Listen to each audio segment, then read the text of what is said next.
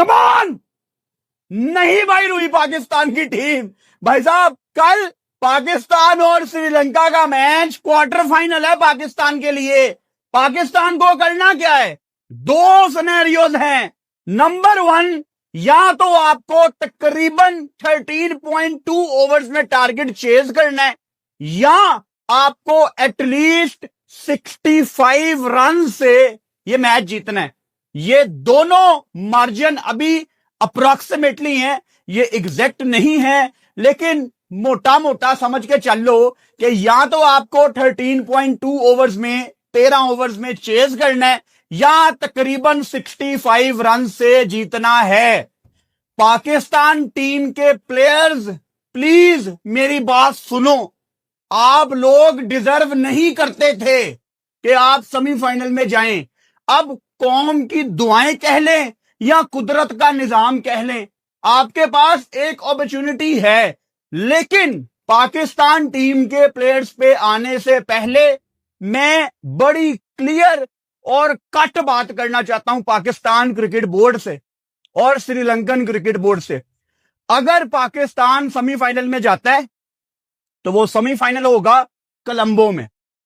अब मेरा आपसे सवाल है कि क्या श्रीलंका ये चाहेगा कि वर्ल्ड कप का सेमीफाइनल श्रीलंका हो जाए? ऑब्वियसली वो ये चाहेंगे।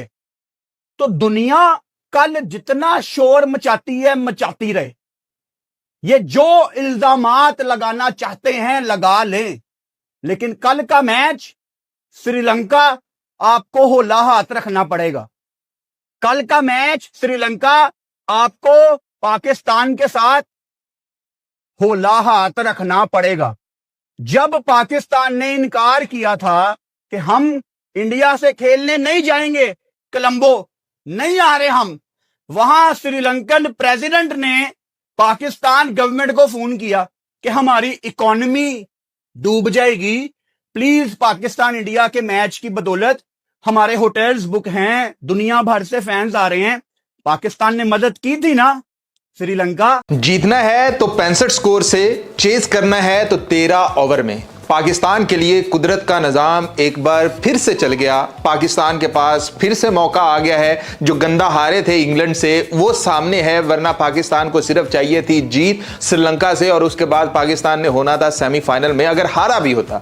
लेकिन अब यह सीन है कि आपको जीतना है पूरे 65 स्कोर से कम 65 से एक स्कोर भी कम हुआ तो न्यूजीलैंड क्वालिफाई कर जाएगा सेमीफाइनल के लिए। तो कल फैसला होना है कि सेमीफाइनल में कौन जा रहा है। मतलब पाकिस्तान अब कर लो कुछ, जो इंग्लैंड ने करना था, जो रेहान अहमद ने करना था, आखिरकार एक पाकिस्तानी ही पाकिस्तान के काम आया कि उसने आकर जो खूबसूरत और जादुई इनिंग खेली है कि लग नहीं रहा था कि यहां पर न्यूजीलैंड से कोई मैच जीत सकता है, कि कितनी बड़ी बड़ी स्विंग हो रही है, कितनी बड़ी बड़ी स्पिन हो रही है।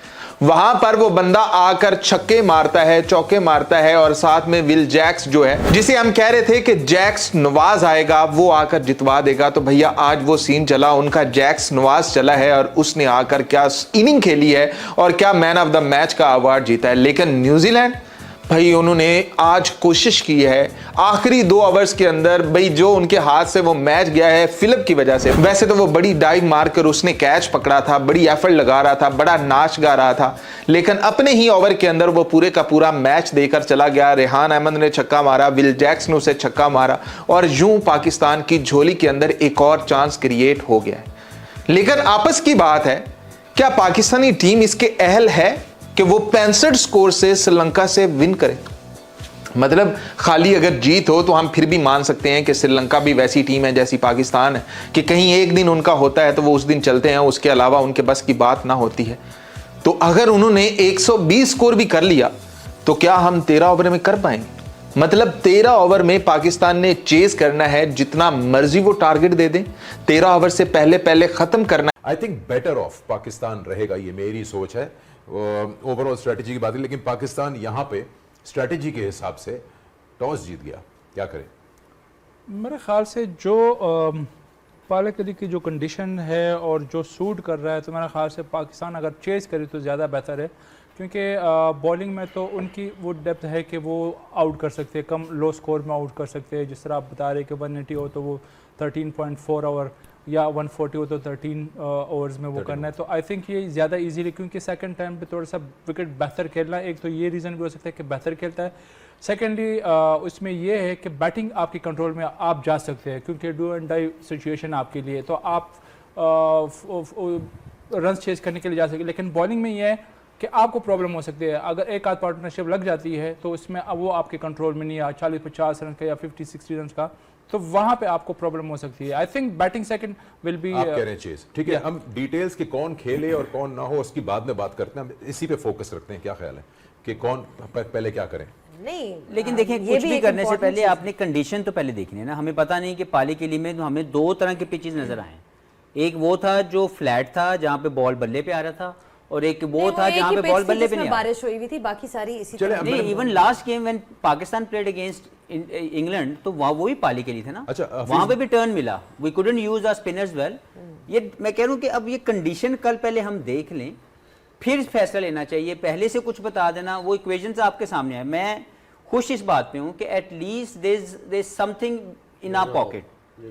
हमारे पास कुछ ना कुछ ऑप्शन मौजूद है कि यार अगर हम जो भी हमने पीछे गलत या सही परफॉर्मेंस मैं नहीं इसको simplify दी, करूं। इस वक्त एक ऑप्शन हमारे चलें, पास। आपसे सवाल ये है कि बेस्ट चांस क्या है अगर बैटिंग कर पाकिस्तान अभी की हम condition सिर्फ एक देखते हैं। वही देखिए, वाली पहली बात है ना, condition, I हाइपोथेटिकल मैं कह रहा हूँ सिचुएशन। पाकिस्तान की स्ट्रेंथ देख के आपको देखिए, जो स्ट्रेंथ है, मैं समझता हूँ कि अगर आपकी स्ट्रेंथ आपकी बॉलिंग है, use your bowling first. I will go with, अगर आपके पास, आपके हिसाब से मेरे हिसाब इसी के साथ है कि अगर आपके पास आपके बॉलर्स ऐसे हैं जो रिस्ट्रिक्ट कर सकते हैं, तो आप 130-140 में उनको ऑल आउट कर दो, 150 पे ऑल आउट कर दो। You will have a equation in your hand कि यार हमने 13 या 14 ओवर के अंदर या 13.4 ओवर के अंदर हमने 140 रन करने हैं। तो हमारे पास 9 बंदों तक की बैटिंग मौजूद है जो अभी तक हमने खिलाते गए हैं। तो why not to go that way, क्योंकि उसमें ये होगा कि अगर आपने 180 या 170, ये जो भी आप अभी तक हमने जो पार रन किए हैं, अगर आप सारे टूर्नामेंट को निकाल लें तो हम 160 की टीम है। चेज क्या करें। आपके पास आप भी कह रहे हैं मुझे chase लगता है चेस करना चाहिए। अगर आपने 9 बैट्समैन खिलाते हैं तो वहां पे आप भी यूटिलाइज करें। इसी This is the only option. This is the only option. Chasing is a better option. You saying कि एक टोटल वो करके फिर उसके बाद कुदरत का निजाम फाइनली T20 वर्ल्ड कप में एंट्री मारते हुए पाकिस्तानियों की दुआएं जो है रंग ले आई। आज इंग्लैंड ने न्यूजीलैंड को बड़े ही क्रूशल टाइम के ऊपर यह मैच हरा दिया है, और इस मैच के हराने से पाकिस्तान के सेमीफाइनल में जो चांसेस हैं वो बड़े हाई हो गए हैं। पाकिस्तान के सेमीफाइनल के जो रास्ते हैं वो खुल गए। पाकिस्तान को श्रीलंका को कल का मैच हराना है, और हराने के साथ साथ कुछ रूल्स एंड रेगुलेशंस हैं जो फॉलो करने हैं। क्या? एक, आपको अगर आपने पहले बैटिंग की तो पाकिस्तान को 65 रन से हराना पड़ेगा श्रीलंका को, नंबर 1। नंबर 2, अगर आप लोग चेज करने जाते हो तो आपको जो भी टारगेट मिलेगा वो आपने 13 ओवरों में चेज करना है। थोड़ा टफ जरूर है लेकिन नामुमकिन नहीं है। पाकिस्तान अपनी जान मार देगा ये चेज करने के लिए टारगेट या डिफेंड करने के लिए। क्यों? क्योंकि अगर पाकिस्तान ये डिफेंड कर गया तो पाकिस्तान सेमीफाइनल के लिए क्वालिफाई कर जाएगा। चले जी, आज के मैच की थोड़ी सी डिस्कशन करते हैं। मैच में एग्जैक्टली हुआ क्या, कैसे हुआ, हम लोग इसके ऊपर बात करते हैं जी। टॉस जीतकर सबसे पहले न्यूजीलैंड ने बैटिंग करने का फैसला किया। न्यूजीलैंड ने बैटिंग करते हुए बड़ी तगड़ी क्रिकेट खेली। उन्होंने पहले 6 ओवर में 50-55 रन मारे, कोई विकेट नहीं गिरी हुई थी, फास्ट बॉलर को फेंटा पड़ रहा था। बट उसके बाद क्या हुआ? उसके बाद हैरी ब्रूक ने स्पिनर से सारे ओवर करवाए हैं। Can you imagine? उसके बाद उन्होंने 1 ओवर भी फास्ट बॉलर को नहीं दिया। आज इंग्लैंड ने बॉलिंग करते हुए अपने 7 बॉलिंग ऑप्शंस को ट्राई किया, जिसमें जोफ्रा आर्चर फास्ट बॉलर जो है उन्होंने 3 ओवर किए, और सैम करून ने 1 ओवर किया। ये 4 ओवर जो है फास्ट बॉलर के हैं, बाकी 16 ओवर जो है वो सारे स्पिनर्स ने करवाए हैं। स्पिनर्स हमला आवर हो गए थे न्यूजीलैंड की टीम के ऊपर, और उन्होंने हिलने नहीं दिया।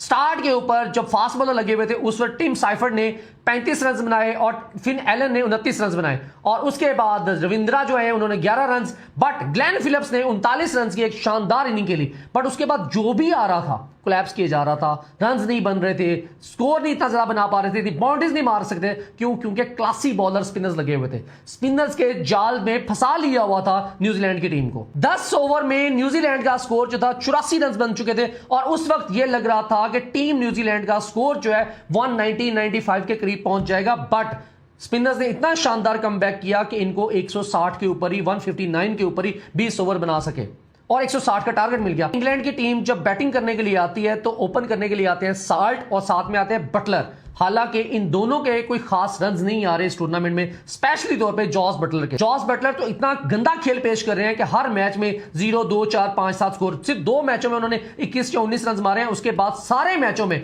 फ्लॉप खेल पेश कर रहे हैं। पहले ही ओवर में मैट हेनरी ने साल्ट को आउट कर दिया। अभी उस वक्त साल्ट ने सिर्फ और सिर्फ 2 स्कोर बनाए थे, और उसके वेरी नेक्स्ट ओवर में जब फॉर्ग्यूसन आए हैं उन्होंने जॉस बटलर को आउट कर दिया 0 के ऊपर। भाई 2-4 स्कोर के ऊपर 2 खिलाड़ी आउट। हमें तो लग रहा था ये इंग्लैंड की टीम जो क्लैप्स कर गई है, हमें तो लग रहा था ये मैच फिक्स हो गया भाईजान, अब इंग्लैंड की टीम तो जीत ही नहीं सकती। बट कुदरत को कुछ और ही मंजूर था, कहीं कुछ और लिखा जा रहा था। हैरी ब्रूक ने आके शॉटों पे शॉटें मारी, कोई इस